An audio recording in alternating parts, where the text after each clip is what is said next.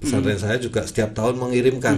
Dan ini bukan di Timur Tengah saja, Pak. Jadi pesantren sekarang ini tantangannya bukan hanya dari sisi pendidikan agamanya saja, tapi penguasaan ya, ilmu-ilmu umum pun juga betul. Dituntut karena santri harus mendunia kira-kira gitu ya.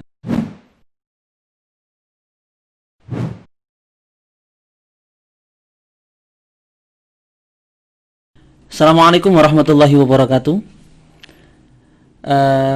Selamat datang untuk Pak Haji Mahrus Abdullah yang merupakan salah seorang calon wakil wali kota di Pekalongan tercinta ini untuk suksesi pemilihan kepala daerah di 2020. Selamat datang di studio Ma'rufi Official atau kemudian studio yang dimiliki oleh Kiai Abdul Khalid Ma'rufi selaku pengasuh Pondok Pesantren Syafi'i Akrom Putra. Dan tentunya pada sore hari ini, kalau saya panggil lebih akrab dengan Mas Kaji gitu ya, Mas Kaji, karena ini panggilan orang Pekalongan juga begitu untuk mengakrabkan kita. Kita akan ngobrol berkaitan dengan program-program dari Mas Kaji Mahrus ini untuk Pekalongan kota ke depan, khususnya dalam hal pendidikan dan lebih khusus lagi dalam hal pesantren. Oke, Mas Kaji, jadi bagaimana sih kemudian satu visi yang sudah tertera dan juga sudah dipublikasi tentang meningkatkan akses, pemerataan dan mutu penyelenggaraan pendidikan dasar yang dimaksud? Monggo mungkin bisa sedikit dijelaskan. Assalamualaikum warahmatullahi wabarakatuh. Waalaikumsalam warahmatullahi wabarakatuh. Terima kasih banyak Mas Adim, dan terima kasih atas fasilitas yang diberikan oleh Pak Yai Khalid Ma'rufi di Ma'rufi Channel ya. Yeah. Ini kebetulan momennya pas, kita sebentar lagi akan memperingati Hari Santri ya, tanggal 22 Oktober. Di Hari Santri ini khususnya saya secara pribadi selaku santri, saya nyantri itu dari kecil, dari mulai lulus SD itu sudah dipasukkan pesantren, SD, SMP, SMA, kemudian kuliah di Kairo, dan saya sempat penelitian pendidikan juga waktu itu di Inggris, di Leeds University. Jadi bisa mengkolaborasikan, bisa membandingkan antara pendidikan Indonesia, Timur Tengah, dan Barat. Nah, ini di Hari Santri ini justru ini menjadi momen ya, momen untuk kita selaku santri khususnya memperhatikan pendidikan lebih spesifik lagi pendidikan pesantren, dan lebih khusus lagi pesantren di Pekalongan. Nah, memang kalau dilihat secara umum dibandingkan dengan beberapa kota di sekitar kota Pekalongan, ini sudah bagus pesantren di Pekalongan. Tapi kalau kita lebih luas lagi, kita bandingkan dengan beberapa kota yang di Jawa Tengah, ini kita perlu peningkatan akselerasi, perbaikan mutu kualitas pendidikan, khususnya pendidikan pesantren yang ada di Pekalongan. Lah, konsen kita nanti di sini ya, meningkatkan akses, pemerataan mutu penyelenggaraan pendidikan dasar ini menjadi prioritas kami ya. Ketika nanti insya Allah kami akan konsen memperhatikan kualitas pendidikan pesantren. Contoh paling mudah umpamanya kalau kita bandingkan Pekalongan, pesantren di Pekalongan dengan Kudus ya, ini beda jauh dari sisi kualitasnya, dari sisi maishahnya atau kesejahteraannya, jauh beda sekali. Nah, ini kita perlu banyak belajar, artinya mana yang baik dari kota lain kita bisa tiru untuk bisa memperbaiki kualitas pendidikan di kota Pekalongan. Baik, kalau kita membicarakan pesantren memang menarik sekali nih ya Mas Kaji ya. Apalagi tadi juga kita mendengar bahwa beliau punya latar belakang pendidikan pesantren sejak kecil sampai kemudian ke Kairo, bahkan Kairo ini kan model kuliahnya kan model pesantren begitu ya, harus menghafalkan dan lain sebagainya, hafal semuanya berbasis hafal, bukan membuat skripsi seperti Indonesia atau Barat ya, tapi kemudian berbasis hafalan atas target pendidikannya. Nah, kalau membandingkan antara tadi tiga hal, yaitu pendidikan Indonesia, Timur Tengah dengan Barat, bagi Mas Kaji sendiri, secara umum di Indonesia itu yang masih kurang dan harus ditingkatkan dalam bidang apa ini, Mas Kaji? Ya, di pesantren itu rata-rata kalau kita lihat ya tidak jauh beda dengan di Kairo. Santri itu lebih banyak mendengarkan kiainya, tidak dipancing untuk aktif. Ini yang salah satu perbandingan antara Timur Tengah, Indonesia bisa masuk ke Timur Tengah dengan Barat. Kalau di Barat mahasiswa atau santri atau siswa itu dituntut untuk proaktif, ya. Jadi menggali potensi dari siswa itu digali oleh guru. Jadi bukan guru yang memberikan materi, tapi siswa ini digali potensinya. Dari sini akan kelihatan kemampuan kualitas dari anak itu yang akhirnya nanti bisa dikembangkan oleh guru. Lah ini beberapa sekolah waktu di Leeds itu kebetulan saya keliling ke sekolah-sekolah di Inggris Raya. Ya. Menarik ini. Sekolah Inggris Raya ini luar biasa. Ada yang boarding school juga. Di sekolah boarding school yang non boarding school, mereka itu rata-rata proaktif, ya. Itu proaktif. Bahkan kalau kita lihat lebih ekstrim lagi di Jepang, ya. Pendidikan di Jepang itu teorinya di akhir.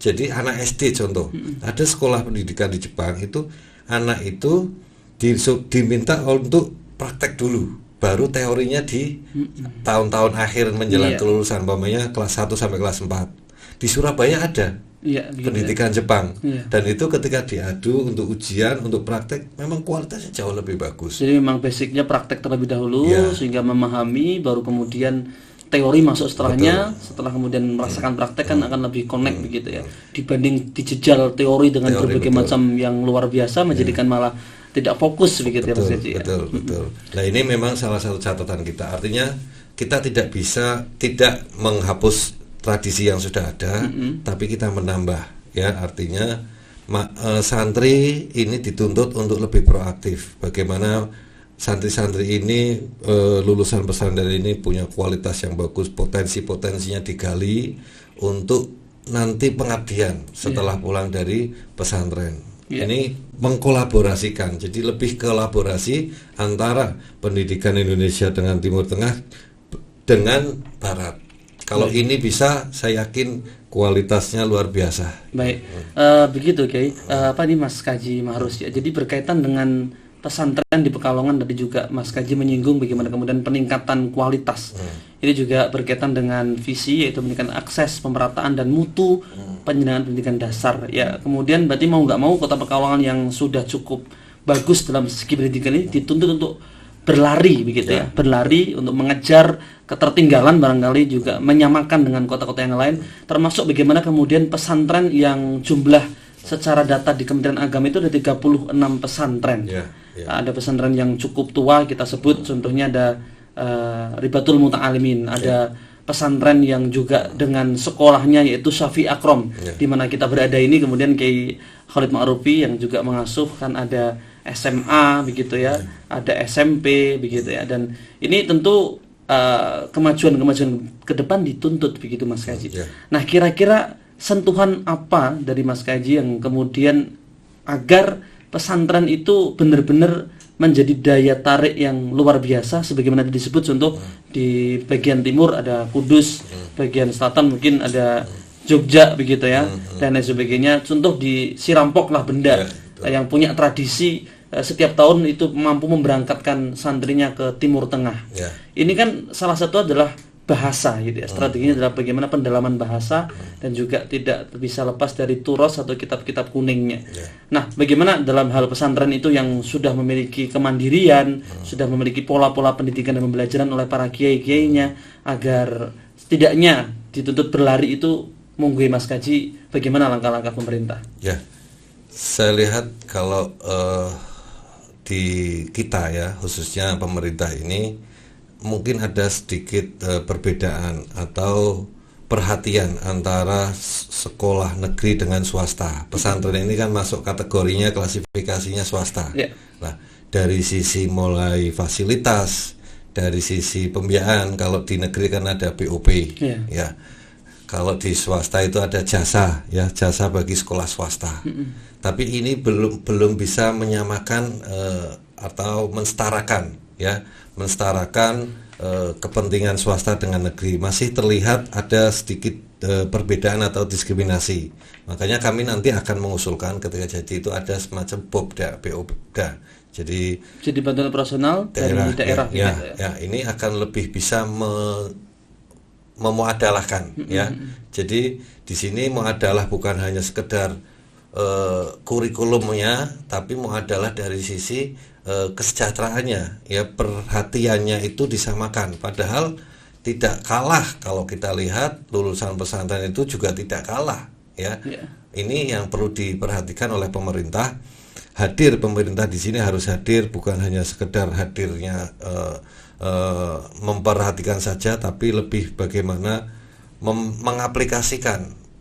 mengaplikasikan satu dari sisi biaya BOP tadi, kemudian dari sisi kesetaraan fasilitas, sarana dan prasarana. Yang ketiga, ini yang jadi catatan, punya pesantren ini atau sekolah-sekolah pesantren ini punya muadalah untuk kuliah-kuliah di baik itu di negeri, ya, di negeri di Indonesia, ya, universitas negeri ataupun di luar negeri. Begitu ya. Jadi ada kesetaraan begitu ya. Muadalah atau kesetaraan. Ini saya alami dulu. Saya dulu lulusan pesantren juga. Saya lulusan Madrasah Aliyah di Jogja.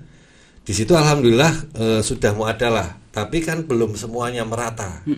Nah, ini perlu muadalah baik untuk masuk ke universitas ataupun masuk ke lapangan kerja. Gitu ya.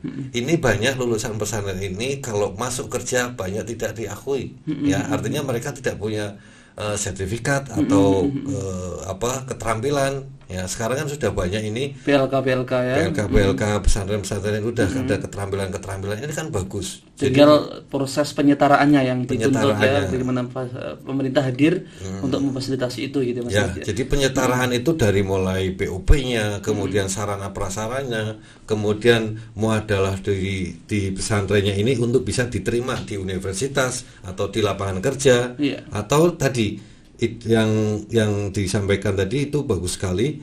Jadi untuk meningkatkan mutu pendidikan, salah satunya bagaimana pesantren ini mengirim santri-santrinya, lulusan santrinya itu ke luar negeri. Dan itu dulu saya alami juga. Sekarang memang sudah banyak di beberapa pesantren di mana Pati, di Jogja, dulu alumni pesantren saya juga setiap tahun mengirimkan. Dan ini bukan di Timur Tengah saja, Pak, tapi Eropa juga, ya. Eropa ada, Amerika ada, di Asia ada. Luar biasa. Waktu itu di India ada, di Turki ada, di Rusia, sampai Rusia pun juga ada. Jadi pesantren sekarang ini tantangannya bukan hanya dari sisi pendidikan agamanya saja, tapi penguasaan, ya, ilmu-ilmu umum pun juga dituntut, karena santri harus mendunia, kira-kira gitu. Kalau mau pesantrennya mendunia harus menguasai semua hal ini. Menarik sekali. Jadi memang semoga aja nanti kemudian ketika Mas Kaji Mahrus yang memiliki basis di pendidikan pesantren ini sentuhan-sentuhannya mampu, ya, kemudian menjadikan 36 pesantren yang terdata, dan juga masih banyak kami yakin pesantren-pesantren di Pekalongan yang belum terdata, agar ditingkatkan kualitasnya sampai kemudian mampu, ya, setiap tahun punya tradisi mengirimkan santrinya ke luar negeri, sehingga ketika nanti balik mampu untuk menjadikan pesantren di Pekalongan kan semakin berdaya, kira-kira begitu, ya. Ini memang menarik, karena bagaimanapun dengan pengalaman pendidikan di luar negeri itu kan akan menjadi satu hal, ya, Mas Kaji, untuk kemajuan Kota Pekalongan tercinta. Oke, saya kira di pesantren ini memang luar biasa, tapi juga satu hal yang mungkin mengalami kesurutan, yaitu pendidikan madrasah diniyah ini, Mas Kaji. Ini kalau kita lihat memang bagaimana kemudian ketika sekolah-sekolah negeri atau swasta di mana sudah menerapkan ekstrakurikuler dan juga ada full day school atau 5 hari sekolah, ini menjadikan madrasah diniyah yang basis pendidikannya di sore hari atau kemudian malam hari ini sudah mulai ditinggalkan, ya, luntur ya, sudah mulai ditinggalkan dan luntur. Kalaupun ada itu hanya segelintir santri saja. Sebagian besar tidak mau terlibat aktif di madrasah diniyah disebabkan atau alasannya sudah capek di sekolah dan lain sebagainya. Nah, kira-kira Mas Kaji, kalau nanti Allah Ta'ala memberikan jalan secara ya dengan ridhonya Allah gitu ya, menjadi wakil wali kota yang nanti juga akan sedikit banyak mampu memberikan kebijakan tentang ini, seperti apa yang bisa dilakukan Mas? Ya memang ini saya rasakan sendiri. Dulu kita eranya mungkin Mas Halim juga sama. Eranya kita biasanya kalau sore kan mesti ngaji pulang sekolah. Nah ini ada problem memang. Tujuan pemerintah mungkin tidak bisa diterapkan di pesantren, karena di pesantren kan sore ini ngaji full day 5 hari ini sampai sore, ini menjadi problem. Nah ini bisa nanti kita sama-sama kita kawal, kita usulkan bagaimana kalau pesantren sama-sama mengusulkan. Ini kan kebijakan atau undang-undang dari pemerintah pusat. Kita di sini hanya menjalankan. Artinya nanti kita bisa merekomendasikan pesantren-pesantren ini, merekomendasikan bagaimana tingkat madrasah diniyah ini bisa berjalan sebagaimana yang sudah dijalankan dulu. Ini bisa kembali, artinya perlu cari formula yang tepat untuk menjembatani antara kepentingan pemerintah untuk melakukan pendidikan full day ini dengan kepentingan pesantren yang notabene di situ anak-anak itu sore itu ada madrasah diniyah, ada TPQ. Ini juga saya menampung aspirasi dari beberapa pesantren, ya salah satu masalahnya itu. Jadi memang ini undang-undang ini perlu kita kawal bersama, bahkan mungkin dari pesantren bersatu merekomendasikan untuk merubah bagaimana bisa dikembalikan lagi ya. Karena Madin ini juga tidak cukup ya, pendidikan TPQ ini tidak cukup untuk anak-anak, hanya sekedar seperti itu, tidak rutin dari pesantren. Kalau dari pesantren kan jelas ya, pesantren jelas arahnya, jelas rujukannya, referensinya, kitab buku-bukunya itu jelas. Nah ini yang jadi problem kita bersama, yang memang kita perlu bersama-sama mengawal dari seluruh elemen, seluruh ormas untuk mengawal bagaimana cari formula yang paling tepat untuk mengakomodir kepentingan pesantren ini. Baik, ini luar biasa Mas. Jadi apa yang kemudian menjadi tradisi pemerintah untuk mendengar aspirasi, dan ternyata juga memang aspirasi masyarakat Pekalongan sebagian adalah menginginkan kemudian pendidikan madrasah diniyah ini hidup kembali ya, sebagaimana kemudian era-era 10 atau 15-an tahun yang lalu atau 20 tahun yang lalu begitu, yang saat itu memang Madin itu cukup berdaya begitu ya. Nah, ini salah satunya yang juga diinginkan. Kalau dulu zaman wali kota Pak Basir kalau tidak salah, itu melegalkan satu perda bagaimana masuk SMP itu harus punya syahadah BTQ atau TPQ begitu ya. Jadi sehingga semua orang tua saat itu punya kesadaran agar anaknya masuk ke TPQ. Ini memang luar biasa. TPQ berdaya luar biasa karena efek tadi aturan itu menjadikan semua TPQ itu hidup di Pekalongan ya. Dan itu nyata, dan akhirnya juga dikasih sekolah-sekolah formal itu guru-guru BTQ atau program jam ke 0 untuk ngaji Al-Quran. Nah, kiranya bisa apa enggak kalau kemudian di tataran SMA, di tataran SMA ada satu program yang diinisiasi oleh pemerintahan panjenengan nanti, apabila kemudian duduk menjadi wakil wali kota, membuat satu aturan agar masuk ke SMA harus ada ijazah, setidaknya keterangan bahwa dia santri madrasah diniyah gitu. Ini kiranya bisa apa enggak nih Mas Kaji? Sebenarnya tinggal kemauan kita. Kan di tingkat SD mereka harus lulus dengan ijazah TPQ ya. Sehingga ijazah SMP PTQ, ya, PTQ. Tapi itu kan masih dalam tingkat dasar, pendidikan agama dasar. Betul. Nah, ini perlu ditingkatkan lagi ke level yang atas, madrasah sanawiyahnya ini harus nanti kita bersama-sama nanti kita konsep bagaimana bukan hanya sekedar BTQ-nya saja, tapi lebih ke atas lagi mungkin ngajinya ya, bukan sekedar baca tulis Quran saja, tapi lebih ke pemahaman agamanya. Ini perlu nanti kalau kita bisa konsep yang lebih bagus lagi ya, kita akan, dan itu memang sudah jadi perhatian kita. Tidak cukup beberapa kiai-kiai mengusulkan ijazah BTQ ini tidak cukup ya. Mereka orang tua itu punya pemikiran sudah cukup, anak saya sudah bisa BTQ, padahal itu level paling dasar ya. Nah, ini kita perlu perhatikan lagi, artinya ijazah atau syahadah ini bukan hanya di level dasar saja, nanti di level sanawiyah juga perlu lebih meningkat lagi ya. Ini satu. Yang kedua, memang di madrasah diniyah ini salah satu kendalanya di kita ini memang salah satunya kesejahteraan ya.